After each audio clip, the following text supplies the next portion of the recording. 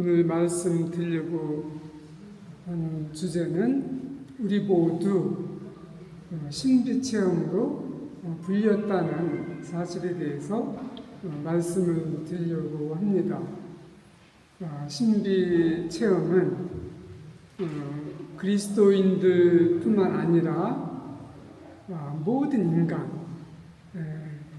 종교가 없는 사람들은 말할 것도 없고 갓난 아기도 신비체험을 하고 또 태아도 신비체험을 하게 돼 있다는 사실이 20세기 가톨릭 교회 신학자들의 논쟁을 통해서 밝혀졌습니다. 지난 20세기 100년 동안 신비체험이 또는 관상이 갈멜 수도자라든지 클라라 봉쇄 수도자라든지 또는 성인 성녀들과 같은 탁월한 영성가들에게 주어진 특별한 성소이냐 아니면 모든 그리스도인들에게 주어진 성소이냐를 놓고 논쟁을 벌였어요. 100년 동안 논쟁을 했습니다. 처음에는 1800년대 말에 도미니코 수도의 소드로라는 신학자가 우리 모두 관상회로 수도의 소드로가 우리 모두 세례를 통해서 신비체험과 관상에 불렸다고 책을 썼어요. 그 책에 대해서 예수의 플랜이 반박하면서 논쟁이 불붙기 시작을 했고 도미니코 수도자들은 자기 수도에 소드로를 지지를 하면서 옹호를 했고 예수의 형제들은 플랜을 옹호하면서 논쟁이 돼요. 그래서 두 사람의 관계는 두 수도의 사이에 논쟁이 되고 여기에 도미니코 수도자라든지 또는 프란체스코 수도자라든지 일반 신학교 교수라든지 20세기의 베로라는 신학자들은 모두 이 논쟁에 가담하게 됩니다. 대부분의 학자들이 신비체험의 목표 성소를 지지를 했어요.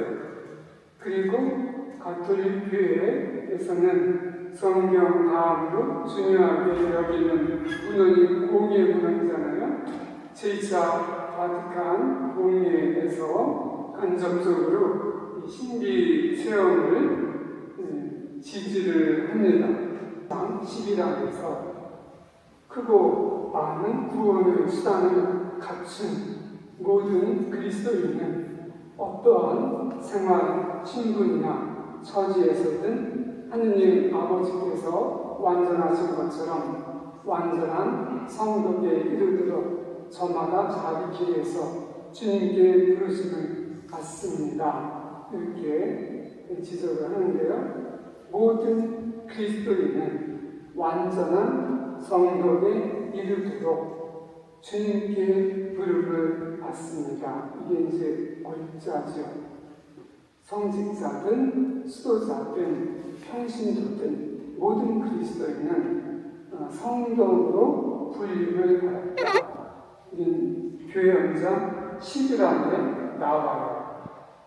그리고 교회원장 39항에는 교회 안에서 모든 이는 교계에 소속된 사람이든 교계의 사목을 받는 사람이든 다 거룩함으로 부름받고 있다. 이렇게 다시 확인하면서 강조를 합니다. 3절에서는 하느님의 뜻은 바로 여러분이 거룩한 사람이 되라는 것입니다. 이렇게 성경에서도 우리 모두 거룩한 사람으로 훈련받았다고 사도 바울이 얘기를 해요. 우리 모두 성도로 분류를 받았는데 성도이란 뭐냐? 교황님이 지금 프란체스코 교황님이 기뻐하고 즐거워하여라 라는 권고에서 가톨릭 교회 교리서를 인용하면서 성덕은 그리스도와 결합하여 그분 사이의 신비를 체험하는 것입니다. 이렇게 얘기를 하십니다. 성덕이란 그리스도와 일치함으로써 그리스도의 신비를 체험하는 것이 성덕이다. 이렇게 얘기하시고 예수님 생애의 모든 것은 그분 신비를 가르치는 표징이기 때문에 그리스도의 전 생애가 성부의 계시이고 그리스도의 전 생애가 성령의 신비이며 그리스도의 전 생애는 요약의 신비입니다. 이렇게 얘기를 하셔요. 가톨릭 교회 교리서에서는 그리스도의 전 생애는 신비다. 타이틀로 그리스도의 전 생애는 요약의 신비라고 하는데요. 이 요약의 신비라는 말은 하느님의 아들이 육신을 취하시어 사람이 되실 때 그분께서는 인간의 역사 전체를 자신 안으로 요약하셨고 인간의 모든 신비를 그리스도 안으로 수렴시키셨고 우리에게 구원을 마련해 주셨다는 이레네오 성인의 말을 인용해서 그리스도의 전 생애가 요약의 신비라는 것을 설명합니다.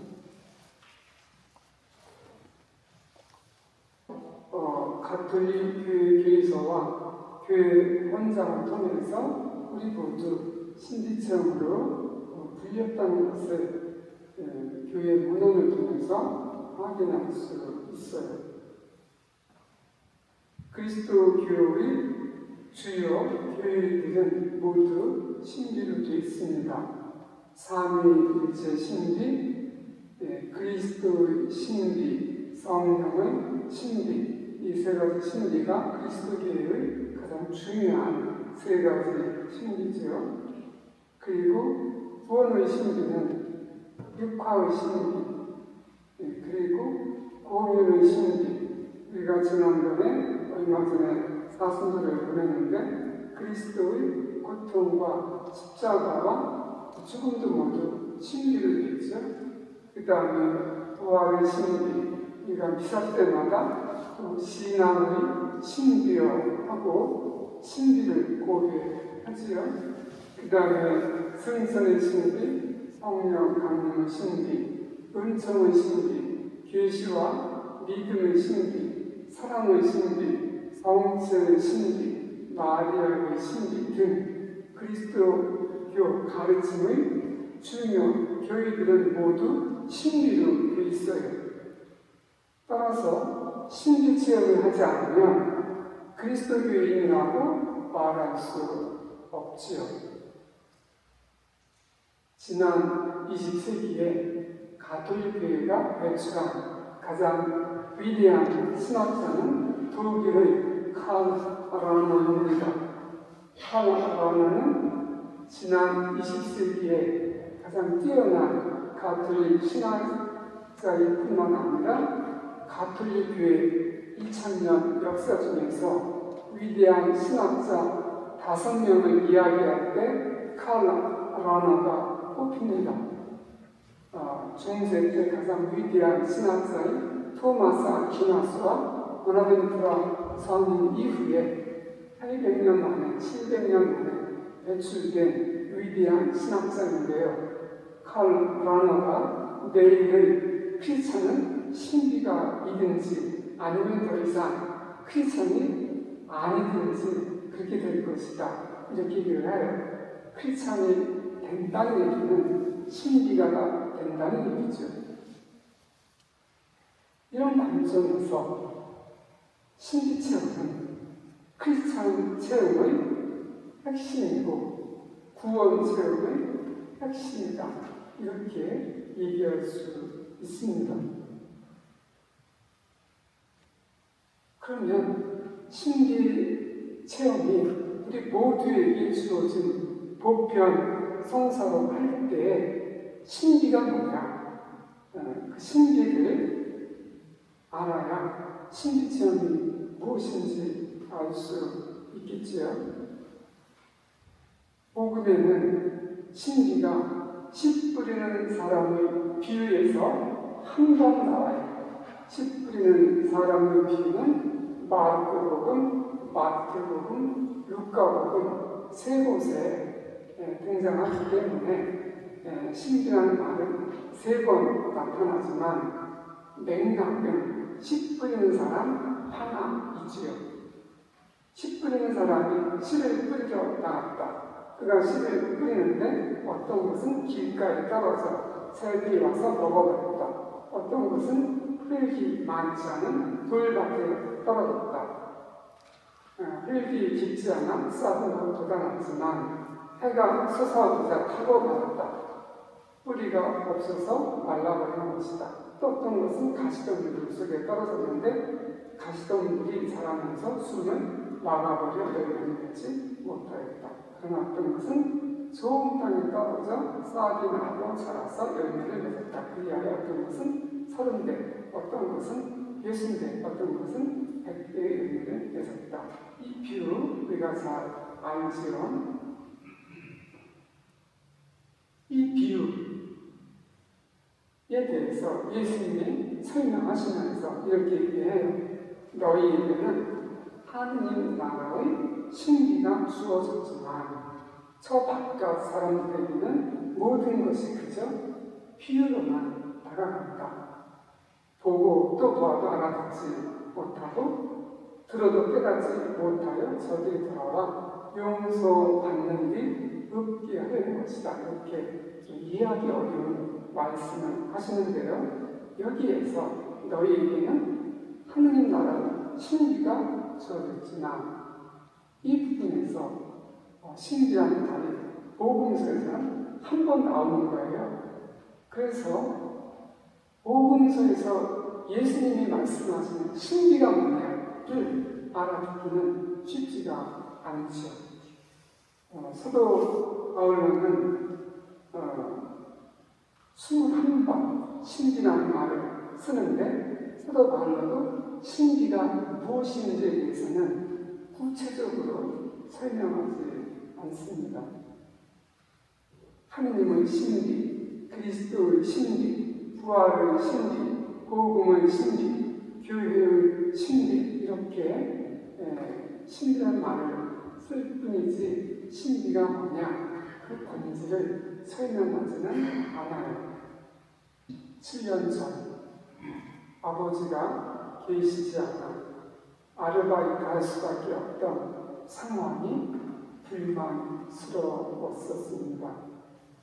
공부와 일을 병행하느라 지친 나는 나쁜 친구들과 어울리기 시작했습니다. 그러면서 고1 때부터 단적인 호진이와도 멀어졌습니다. 하루는 호진이가 아버지처럼 옳은 말을 해줬지만 듣기 싫어 자리를 박차고 나왔습니다. 상황을 잘 떠올려 보세요. 고등학교 3학년 학생이에요. 고3 때 어머니마저 고혈압으로 들어 누우셨습니다. 그러다 보니 집세가 석 달지나 밀려 집주인은 성화에 시달렸습니다.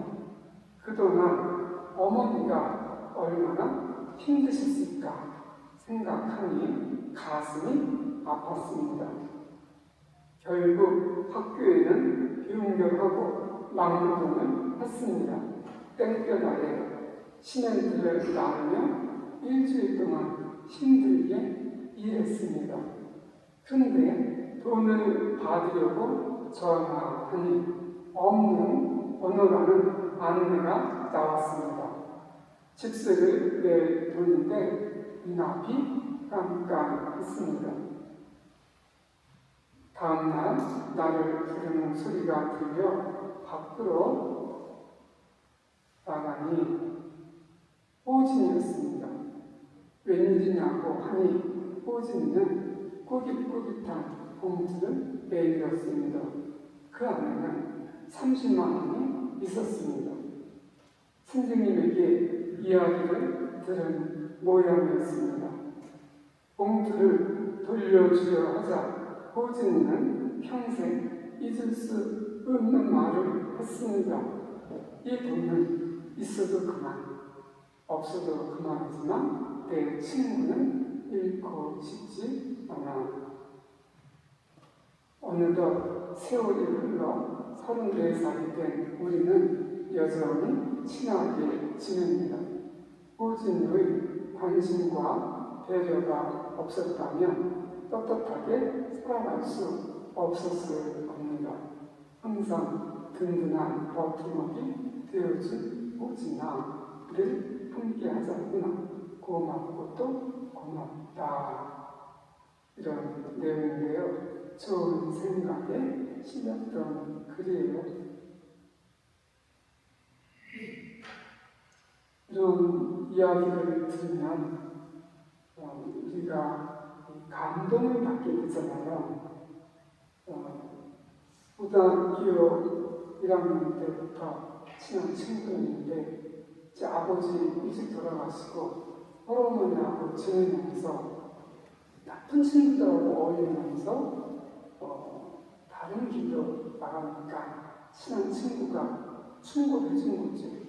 그 친구가 듣기 싫어서 자리를 박차고 나가잖아요. 그러니까 흥기가 그 친구를 사실 배신한 거잖아요. 근데 이제 집세가 석 달씩 밀려서 변경하고 막무가내서 그 방세를 내려고 했는데 그 공사장 부주인이 그 돈을 뗀 거죠. 그 얘기를 선생님 통해서 듣고 자기가 외면했던, 배신했던 친구가 유일하게 찾아온 거잖아요. 자기로서는 그 돈을 받기가 어려웠죠. 근데 이 돈은 있어도 그만, 없어도 그만이지만 그 친구는 잃고 싶지 않다고 말을 했을 때 흥기가 그 우정, 변함없는 우정을 보고 감동을 받았을 거잖아요. 이 글은 2012년도 작은 좋은 생각에 실린 글이에요. 12년 흘렀죠. 그때 34살이라고 그랬어요. 그 이후에 12년이 흘렀으니까 지금은 이제 46살이겠죠. 고등학교 3학년 때 일이 고등학교 3학년이면 20살, 19살 되는 거잖아요. 그러니까 26년, 7년이 지났는데요. 지금 이 두 친구, 호진이와 흥기는 우리가 얼굴도 배웠어요. 그리고 이 글을 쓸 때는 대구라고 되어 있어요. 대구에 사는 사람인 거죠. 지금도 대구에 사는지는 모르겠지만 얼굴도 모르고 어떻게 생겼는지도 모르고 근데 두 고등학교 학생들이 나는 우정을 우리가 여기 분당, 약답, 성당에서 들을 때 감동을 받잖아요. 저는 지금 이 노트북에 있는 글을 읽어드렸어요. 이 글을 쓴 사람은 대구에 사는 사람이에요. 그리고 26, 7년 전 일이니까 세월이 흘렀죠. 그 사람들은 고등학교 3학년이 40대 중반이 됐으니까 몸도 얼굴도 세월에 따라서 늙어 가는 거잖아요. 그렇지만 고등학교 3학년 남학생들이 나는 우정은 늙지 않죠. 시간이 흐른다고 늙어가는 게 아니죠. 그리고 시간이 더 흘러서 이 두 사람이 죽어도 이 글이 남아있지만 다른 사람들은 이 글을 읽으면서 계속해서 감동을 받을 거 아니에요. 이렇게 사랑을 실천한 사람은 시간이 흘러가면서 늙고 죽어가지만 우리가 실천한 사람은 시간이 지나도 죽지 않죠. 우리 부모님이나 할아버지, 할머니들이 우리에게 사랑을 쏟아주셨는데 돌아가신 부모님이나 할아버지, 할머니의 사랑은 죽지 않고 계속 우리 안에 살아있단 말이죠. 그리고 감동을 받지만 우리가 지금 모두 병원에 가서 엑스레이를 찍거나 MRI를 촬영한다고 해서 우리가 받은 감동이 의학적으로 또는 과학적으로 검증되고 확인되는 것도 아니죠. 국립수학과학연구소에 이 노트북을 가져가서 검사하면 이 노트북에 지금 우리가 들었던 감동적인 이야기가 있다는 것이 과학적으로 증명이 되지 않습니다. 근데 지금 제가 읽고 있는 내용은 노트북에 있어요. 노트북은 기계에 생명이 있는 그런 생명체가 아니죠. 근데 이 노트북 안에 있는 글을 읽으면서 우리는 가슴은 그런 감동을 받는다고 합니다. 이런 실제를 신학에서는 스피리트, 영이라고 해요. 지금 이 고등학교 두 학생이 나는 우정을 들으면서 감동을 받은 사람들은 이 순간 영을 체험한 것이다. 이렇게 얘기할 수 있어요. 이 앞에 제도에 호전나무죠? 무슨 나무예요? 난초가 있죠? 그 난초를 보면은 꽃이기 때문에 아름답잖아요. 아름다움을 느끼죠. 이게 부활초에도 아름다운 꽃으로 꽃꽂이를 해놨잖아요. 이 꽃을 보면 우리가 아름다움을 느끼게 돼요. 아름다움을 느낄 때 이 꽃에 있는 아름다움이 우리 안으로 들어오는 거잖아요. 저 호접나무 봐요. 저 호접나무를 볼 때 그 아름다움을 느끼는 순간 호접나무 안에 있는 비가 내 안으로 들어오잖아요. 이런 아름다운 체험도 영이라고 얘기할 수 있어요. 별거 아닌 것 같지만 늘 우리가 집에서도 화초를 키우고 그래서 보잖아요. 별거 아닐 수 있어요. 근데 가만히 보면은 저 화분에 흙이 있잖아요. 저 흙에는 저 호접나무 같은 난초 같은 이 하얀 색이 없어요. 그 다음에 녹색의 잎이 있는데 녹색이 땅속에 있는 게 아니죠. 근데 저 난초가 땅에 뿌리를 받고 살아있으면 저 녹색을 만들어내요. 저 녹색은 보면 볼수록 굉장히 곱고 아름답습니다. 인간이 물감을 만들려면 거대한 농장을 만들고 많은 사람들이 일을 해야 물감을 만들 수 있는데 인간이 만든 물감은 천연적인 자연적인 녹색을 따라갈 수가 없어요. 세계적인 과학자들이 모여도 저 난초의 자연스러운 녹색과 흰 꽃, 분홍색이 생기지 않는데 저 자연스러운 색을 만들어낼 수가 없고요. 사진을 찍어도 저 색이 그대로 찍히지가 않죠. 생명은 신비예요. 그 생명의 신비가 아름답게 느껴지는 거죠. 그래서 지금 저 꽃을 보면은 꽃의 미가 지금 내 안으로 들어와요. 보지 않고 있어도 이 안에 꽃의 아름다움이 있죠. 이 꽃은 참 난소의 아름다움이지 백합의 아름다움이 아니에요. 장미의 아름다움도 아니고 난소를 보고 느꼈기 때문에 난소의 아름다움이 있는 거죠. 근데 지금 이렇게 보잖아요. 미가 이리로 들어오는 게 보이나요? 그래서 이 꽃의 미를 볼 때 미의 체험도 시험적으로 가만히 보면 눈에 보이고 느끼고 해서 경험적으로 확인되기 때문에 과학적이고 하늘의 것 같지만 따지고 보면 과학으로 증명할 수 없지요.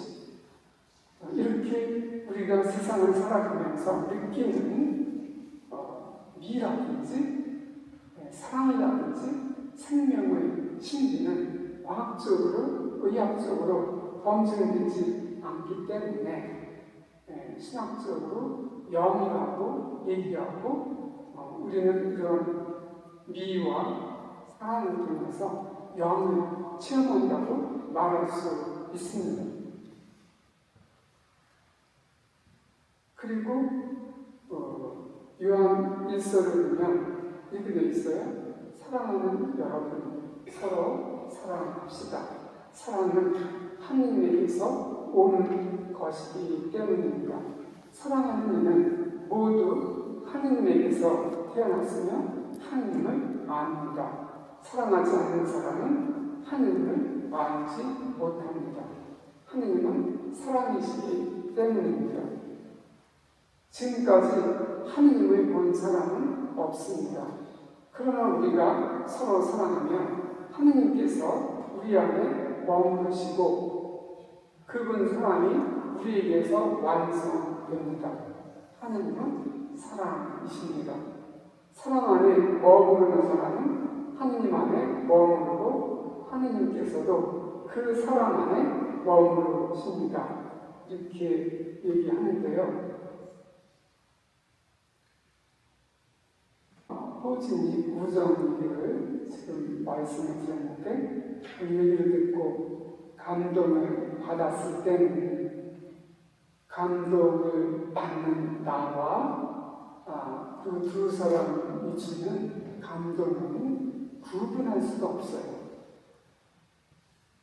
지금은 이제 병 건강검진을 부르면서 이 암 환자들이 많이 이제 발견이 되는데 위암 걸렸다 그러면은 그 위를 이렇게 절제하잖아요. 또 우리 수도에게 유수의 하계 주교들도 담도암 치료를 받으시면서 간의 60%를 절제를 하셨어요. 몇 달 안 되죠. 이렇게 암 수술을 하면은 내 몸이라고 생각하는 장기도 절제해서 떼어내요. 그리고 저희 수도에 신인 한 분은 이 쓸개를 제거했어요. 보통 장기는 내 몸이라고 생각하는데 병이 들면 내 몸의 일부도 떼어난다고 말하죠. 그리고 절제된 내 몸의 일부는 내 몸이 아니죠. 이렇게 쓸개를 떼어나거나 간을 절제하거나 위를 절제했을 때 그 절제된 내 몸이 내 몸이라고 가지고 와서 보관하는 사람은 없습니다. 절제돼서 나가면 더 이상 내가 아니죠. 또 태어나기에 여러 가지 사고로 팔다리를 절단하는 사람들도 있어요. 이렇게 내 몸이라고 생각하는 것도 수술을 해서 절단하면 내 몸이 아니게 돼요. 이렇게 몸도 분리가 돼요. 근데 사랑을 느끼거나 미를 체험했을 때는 그 느껴지는 미와 사랑을 내 몸에서 분리시킬 수가 없어요. 떼어낼 수가 없어요. 근데 사랑을 체험했을 때 그 사랑은 내 안에서 어디서 느껴지는지 알 수가 없지. 머리로만 느끼는 것도 아니고 가슴으로만 느끼는 것도 아니에요. 온몸으로 느껴요. 그리고 온몸을 어디에서 느끼는지도 모르지.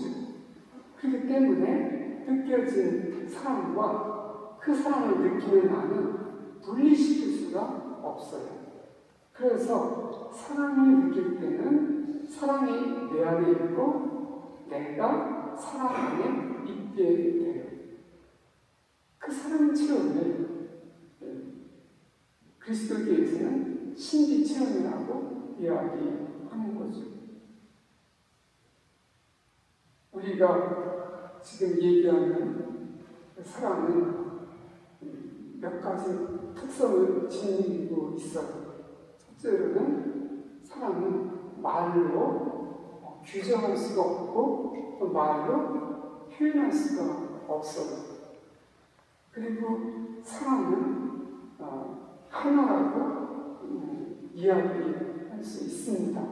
하느님의 사랑이든 인간의 사랑이든 우정이든 어머니의 사랑이든 자식의 사랑이든 형제간의 사랑이든 사랑은 하나의 사랑이에요. 그리고 그 사랑은 하느님의 본질을 가장 잘 드러내주는 하느님의 이름이기도 해요. 이런 사랑을 그리스도에서는 신비라고 이야기하는 거죠. 모든 인간은 사랑을 체험하면서 살아가고 사랑 없이는 누구도 행복할 수 없습니다. 갓난 아기는 사랑을 지성적으로 이해할 수도 없고 또 설명해 줄 수도 없어요. 그리고 사랑을 안다고도 말할 수 없지요.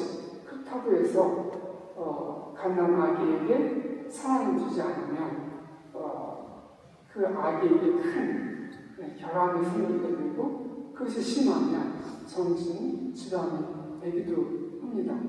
인간이 참으로 행복하냐 아니냐는 문제는 사랑을 충분히 받느냐 아니냐에 달려있죠. 제가 신학교 마지막 학년 때 정신과 의사 선생님이 오셔서 강의를 하셨어요. 그 선생님은 환자가 오면은 제일 먼저 첫 번째 기억을 물어본다고 해요.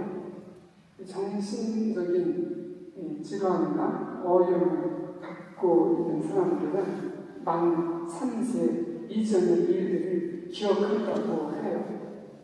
보통 일반적인 사람들은 만 3세 이전의 일들을 기억하지 못한다고 해요. 머리가 안 좋아서가 아니라 정상적이라고 그렇다고 합니다.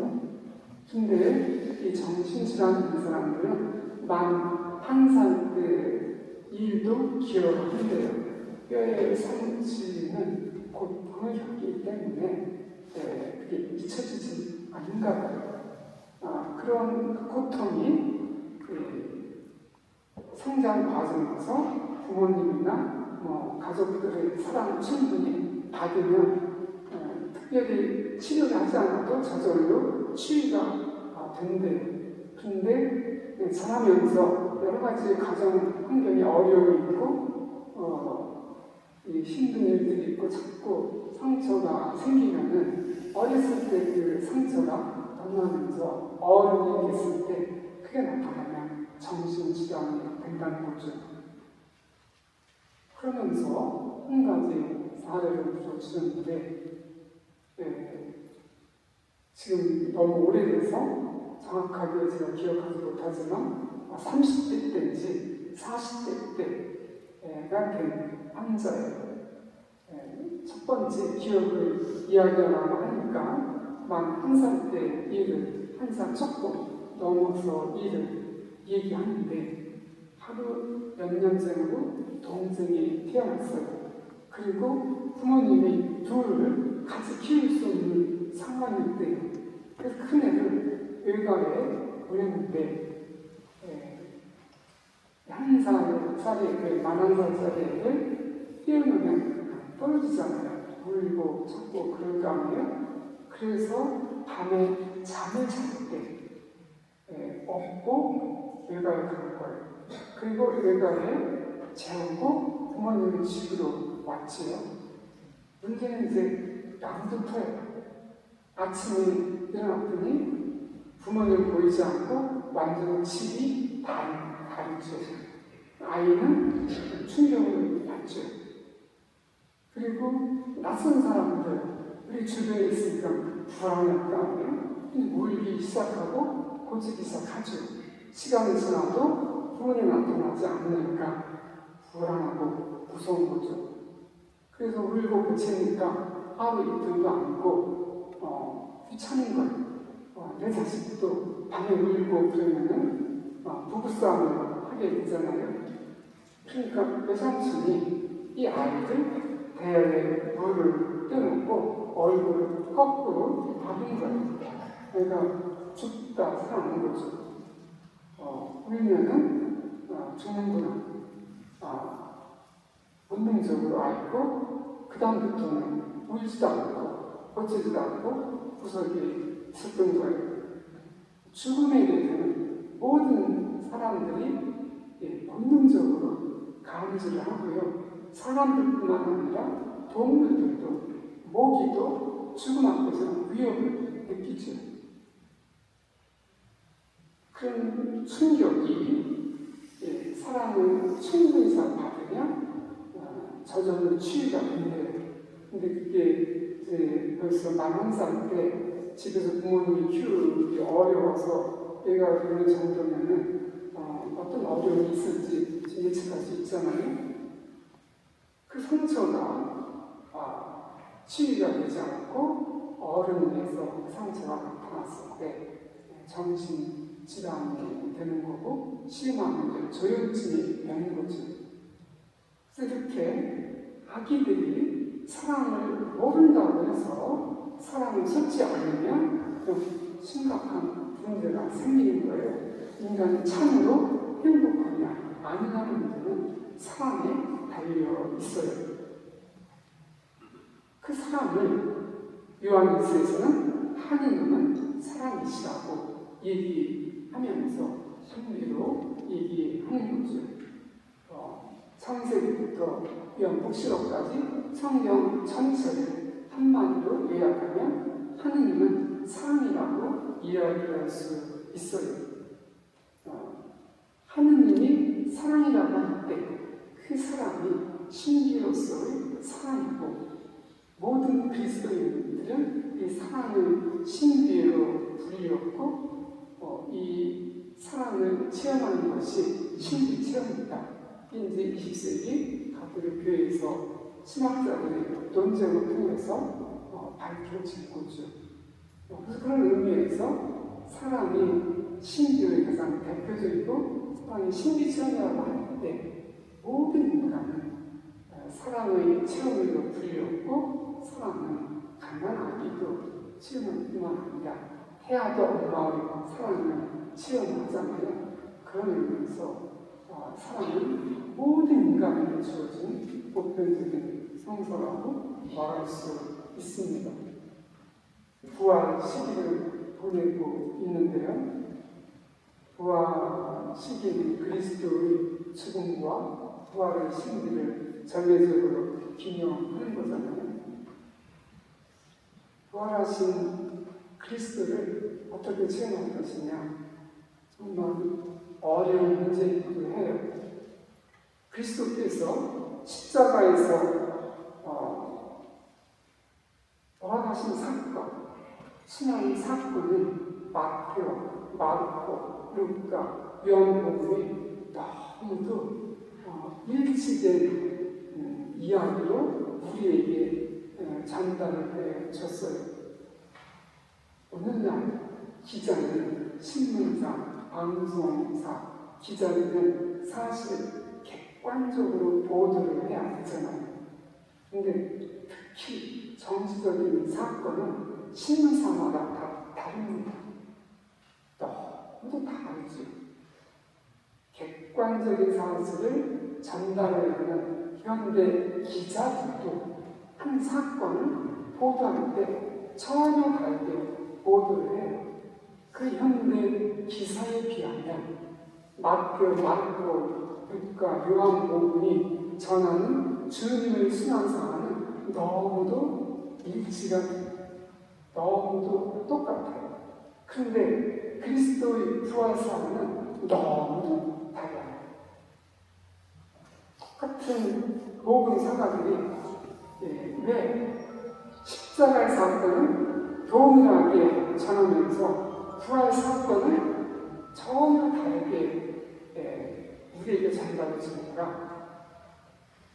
주님의 십자가 사건은 눈으로 보일 수 있는 사건인데 부활하신 주님의 사건은 눈으로 보일 수 있는 사건이 아닌 거예요.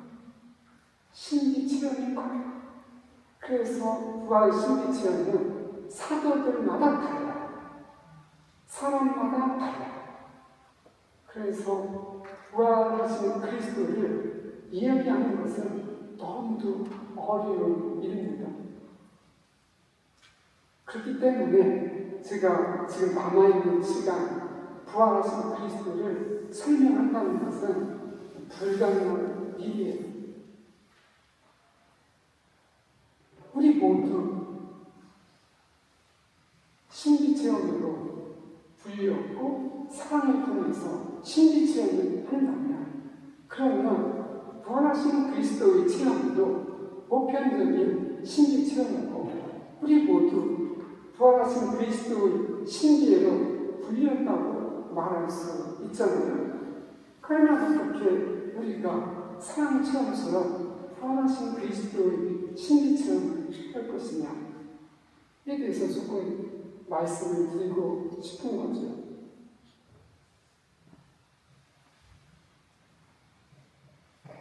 부활하신 그리스도를 제일 먼저 체험한 사람은 마리아 막달레나죠. 이 마리아 막달레나가 부활하신 그리스도를 제일 먼저 체험했을까? 가톨릭 교회 전승, 부정으로 내려오는 전승에 의하면 부활하신 그리스도가 제일 먼저 발행하신 분은 성모님일 거라는 거예요. 그래서 이 필리핀이라는 이 그리스도교가 오랜 가톨릭 국가에서는 안식일 다음 날 새벽, 부활절 새벽이죠. 예수님이 성모님께 발현하는 이 예식을 하는 그런 나라들이 있어요. 어머니 마리아가 그 누구보다도 그리스도, 아버지신 그리스도를 사랑했기 때문에 예수님이 어머니에게 제일 먼저 발했을 거라는 거죠. 타당성 있고 믿을 수 있는 신앙, 고백이라고 생각을 해요. 그런 것처럼 마리아 막달레나가 그리스도를 사도들보다 더 강하게 사랑하고 깊이 사랑했기 때문에 마리아 막달레나가 부활하신 그리스도를 맨 처음 체험했을 수밖에 없다고 저는 생각합니다. 부활하신 그리스도는 하느님의 사랑의 신비를 우리에게 들어주는 계시 사건이기 때문에 사랑의 신비 안에서 체험될 수 있는 거거든요. 그래서 가장 사랑하는 사람이 가장 강하게 부활하신 그리스도를 체험할 수 있고 그렇기 때문에 먼저 체험할 수도 있다고 말할 수 있을 것 같아요. 안식일 다음날 안식일을 움직이지 못하니까 안식일이 끝나기를 기다리고 나를 맡기도 전에 동이 들기도 전에 막달라 마리아가 무덤으로 달려가잖아요. 왜 이른 아침 먼 눈 뜨기 전에 사도들보다 먼저 무덤으로 달려갔을까? 사랑하는 주님이 너무도 처참하고 고통스럽게 돌아가셨기 때문에 그 무덤으로 달려가지 않을 수 없었죠. 사랑의 발길이 마리아 막달라를 재촉해서 무덤으로 달려가게 했던 거죠. 그 마리아에게 그리스도가 나타나셔서 가서 내 형제들에게 갈릴리아로 가라고 전하라. 그들은 거기에서 나를 보게 될 것이다. 이렇게 말씀을 하십니다. 부활하신 그리스도가 왜 갈릴리아로 가라고 하시는가? 사도들이 예루살렘에 있으면 예루살렘에서 발언하시면 되잖아요. 예루살렘에서 갈릴리아까지는 가까운 거리가 아니잖아요. 하루 만에 갈 수 있는 거리도 아니고. 그래서 갈릴리아에서 발언하실 거면 지금 발언하셔도 되지.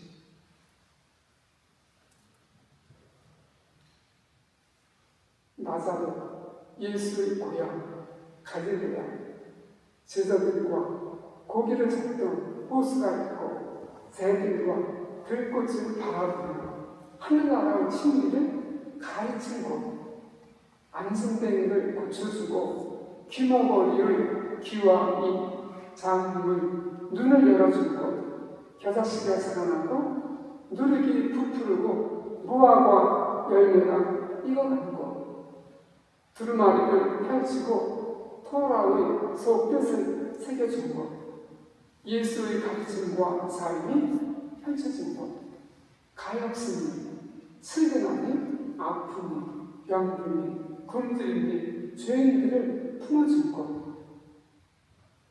사랑으로 제자들을 기른 곳, 고향에서 환영을 받지 못하던 아픔이 어려운 곳, 그리스도의 마음과 영혼, 그리스도의 사랑과 전제가 스며 있는 곳, 그곳으로 돌아가면 살아계신 그리스도, 사랑으로 부활하여 사랑 안에 머무시는 그리스도를 만나리라.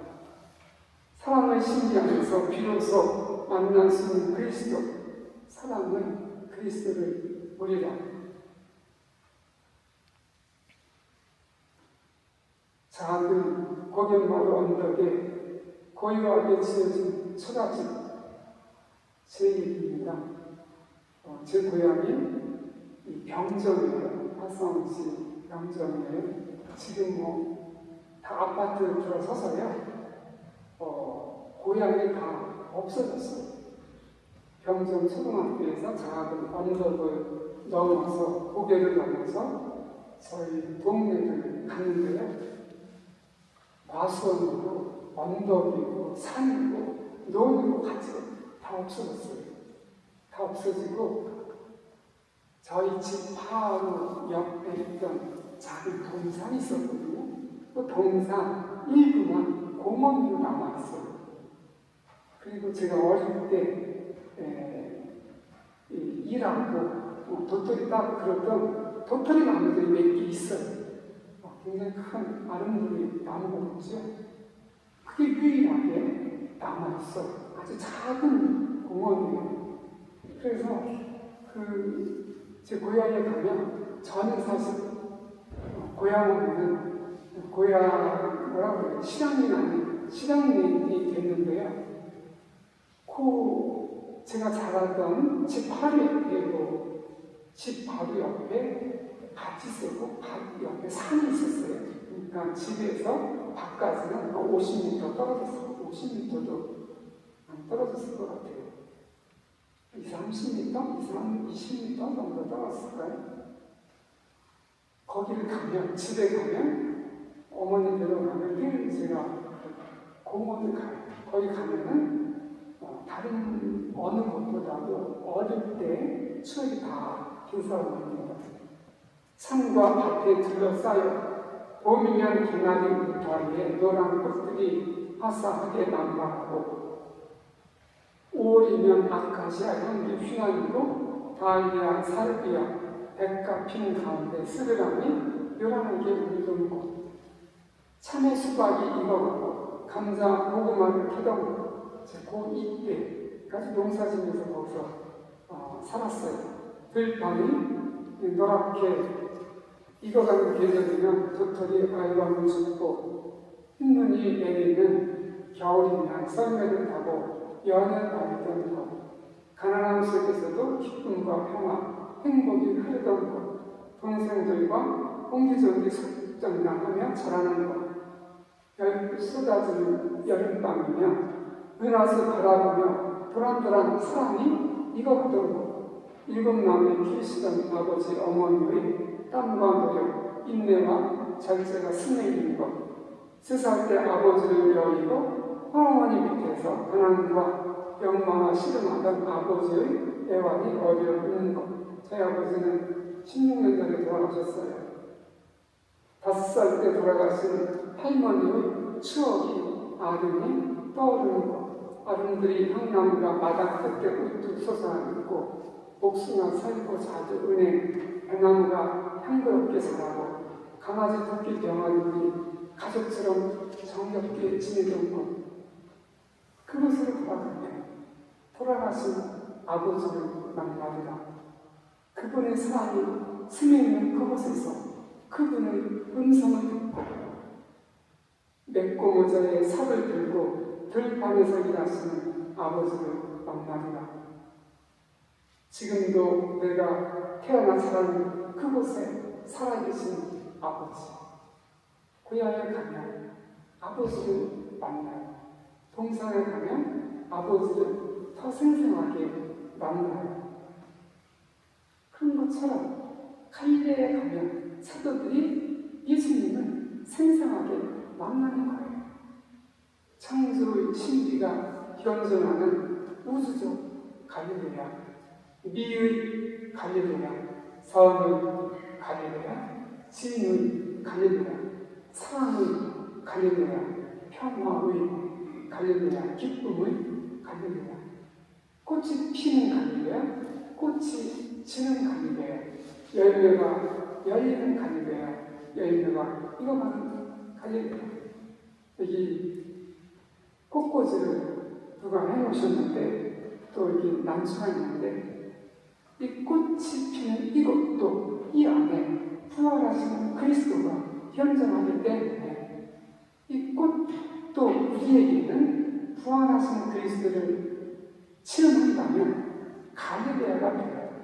우리에게는 물리적으로 이스라엘 갈릴레아까지 가야 갈릴레아 체험할 수 있는 것이 아니죠. 갈릴레아로 가요. 그곳에서 부활하신 그리스도를 만나리라. 무르익은 십자가의 신비, 죽음의 신비, 새생명의 신비, 삼일체의 신비 생생하게 보리라. 그래서 부활하신 그리스도는 만물 안에 만물을 꿰뚫어서 현존하시기 때문에 신비의 눈에서 보면 우주 만물이 부활하신 그리스도를 체험할 수 있는 갈릴레아가 돼요.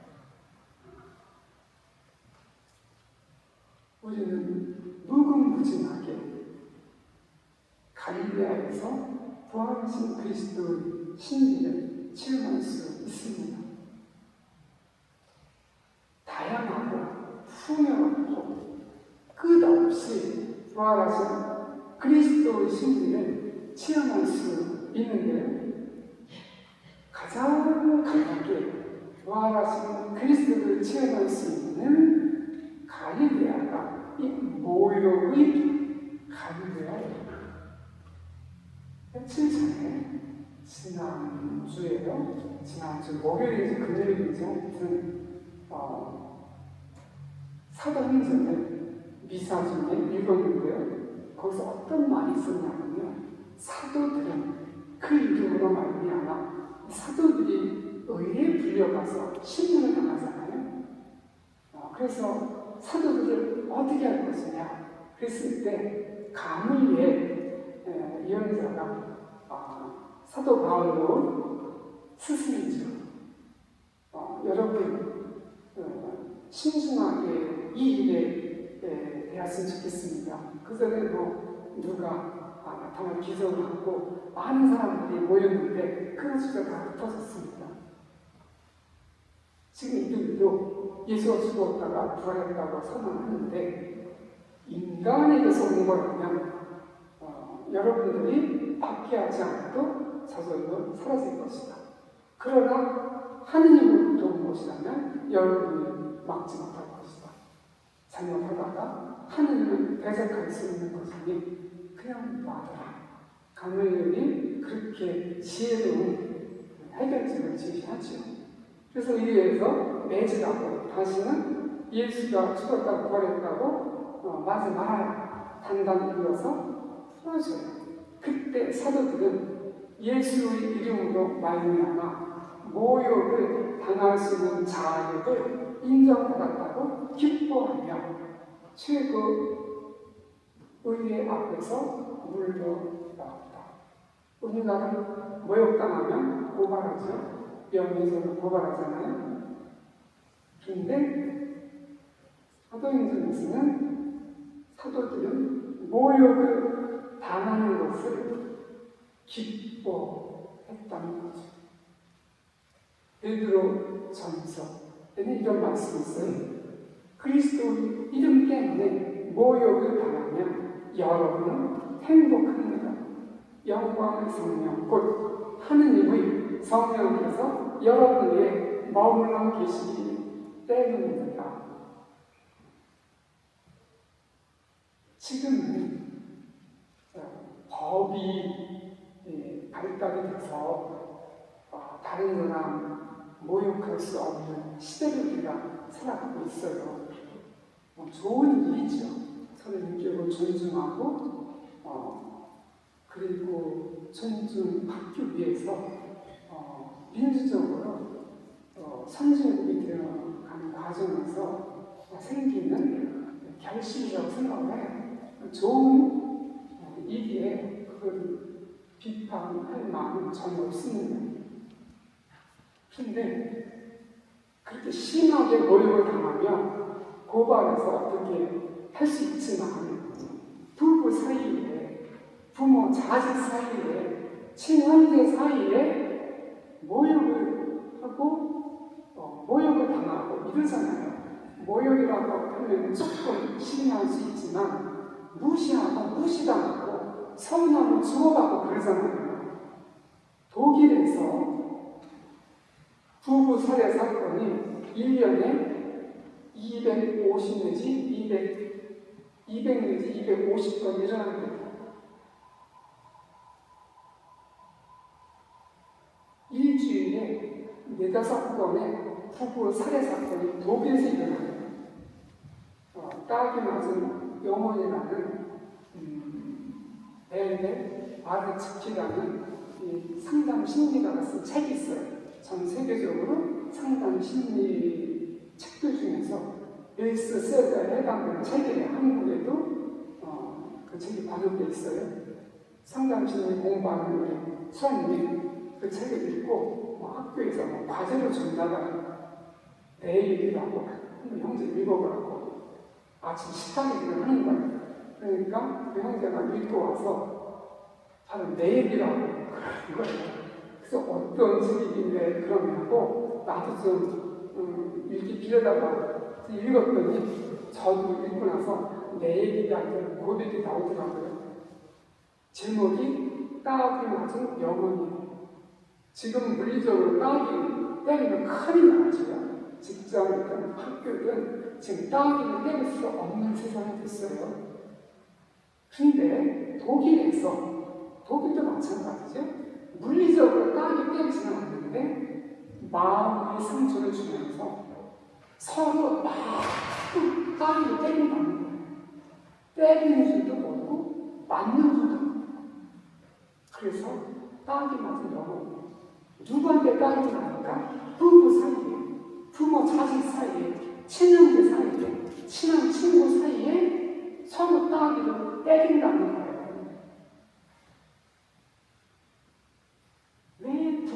부부 사이에 살인사건이 납니다. 무시당하고 서울에서 독일에서 결혼한 여자들에게 가장 무서운 사람이 누군가? 첫 번째가 남편이래요. 언제 죽일지 모릅니다. 너무도 충격을 받았어요. 한국에서도 마찬가지예요. 한국에서도 부모, 자식 사이에 특히 자식들이 부모를 살해하죠. 그런 경우들이 많아요. 1년에 7, 80건 되는 거예요. 한국에서도. 그 다음에 부부 사이에 친밀한 연인 사이에 살해사건이 더 많습니다. 그래서 이런 경우는 극단적인 경우고 예외적인 경우지만 그렇게 살해사건까지 가지 않더라도 부모, 자식 사이에, 친형제 사이에, 부부 사이에, 애인 사이에, 결혼하고 약속한 사이에 서로 서운함을 주면서 무시하고 무시당하고 상처를 주는 일이 너무 많아요. 제가 2018년도에 안식년을 하면서 이탈리아 라베르나라고 프란체스코가 오상을 받은 성지가 있어요. 거기에서 1년 지내면서 순례자들에게 고백서를 줬어요. 고백서에서 듣는 죄는 한국 사람이나 이탈리아 사람이나 프랑스 사람이나 영국 사람이나 미국 사람이나 스페인 사람이나 남미 사람이나 똑같아요. 너무도 똑같아요. 선진국 죄가 아니에요. 이탈리아나 영국이나 독일 사람들이 유럽 선진국이죠. 선진국 죄를 지도하죠. 고백서에서 듣는 죄는 너무 똑같아요. 우리가 일상적으로 고민하고 상처받는 죄들 똑같습니다. 그 고백서를 들으면서 우리 모두 아담의 자손이다. 우리 모두 하나님의 자손이라는 것을 너무 처절하게 느꼈어요. 그래서 가족들 사이에 서운함을 느낄 때, 무시당함을 느낄 때, 그것도 일종의 모욕이에요. 프란체스코 교황이 기뻐하고 즐거워 회열 안에서 이렇게 얘기해요. 겸손은 여러 굴욕을 통해서만 마음에 뿌리 내릴 수 있습니다. 굴욕 없이 어떠한 겸손도 어떠한 성덕도 없습니다. 하느님께서 당신을 위해 주신 성덕은 당신 아드님의 굴욕을 통해 왔습니다. 굴욕은 우리가 예수님을 닮게 합니다. 그리고 이것은 예수님을 본받는 데에 불가피한 측면입니다. 어쩔 수 없이 필연적으로 겪어야 되는 상황이라는 거죠. 그러기에 사도들은 굴욕을 겪은 다음 예수님의 이름으로 말미암아 모욕을 당할 수 있는 자격을 인정받았다고 기뻐하였습니다. 프란체스코 교황님이 바로 읽어드린 사도행전은 그대를 인용하신 거죠. 여기서 저는 순교의 참혹한 상황뿐만 아니라 일상의 굴욕에 대해서도 이야기하고 있습니다. 때로는 심지어 부당함까지 감내하며 하느님께 그것을 봉헌하는 일이 이러한 일상의 굴욕을 겪고 있는 것입니다.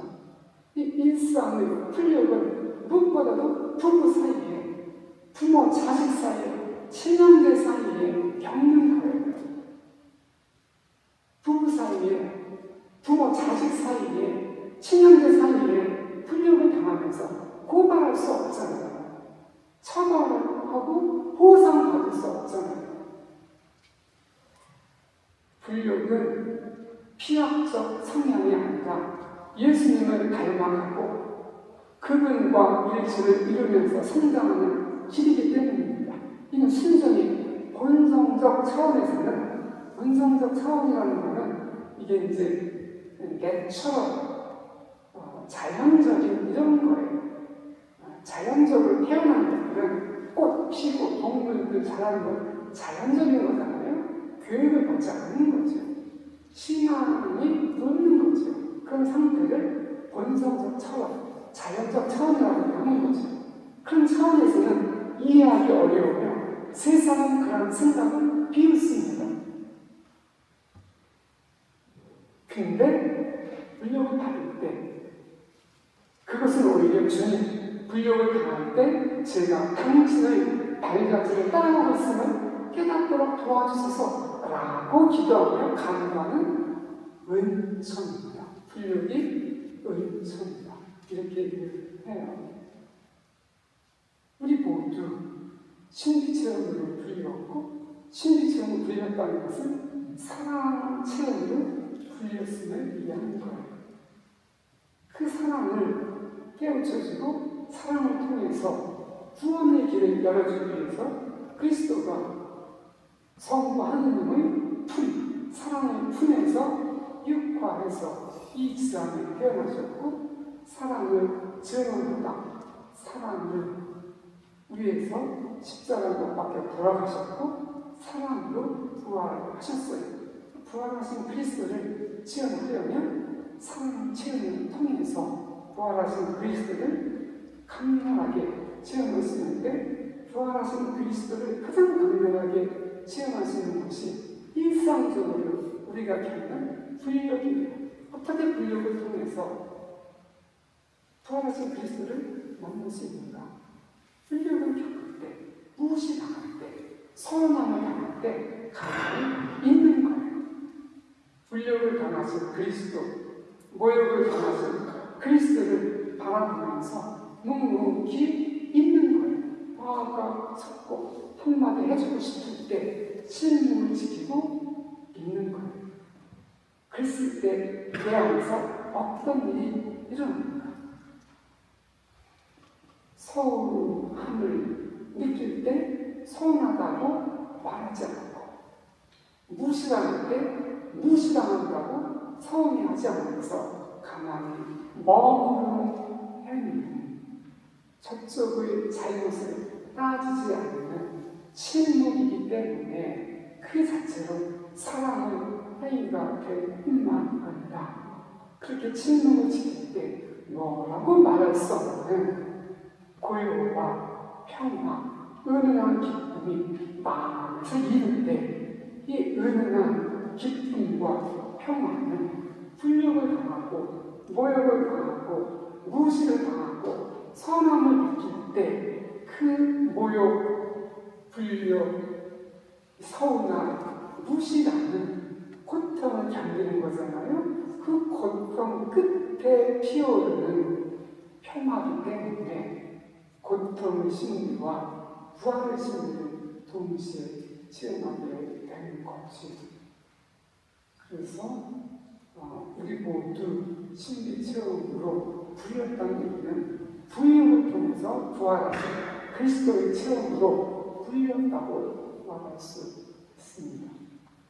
영광의 성부와 성자와 성령께 교가 지정하옵나이다. 이와 성령의 이름으로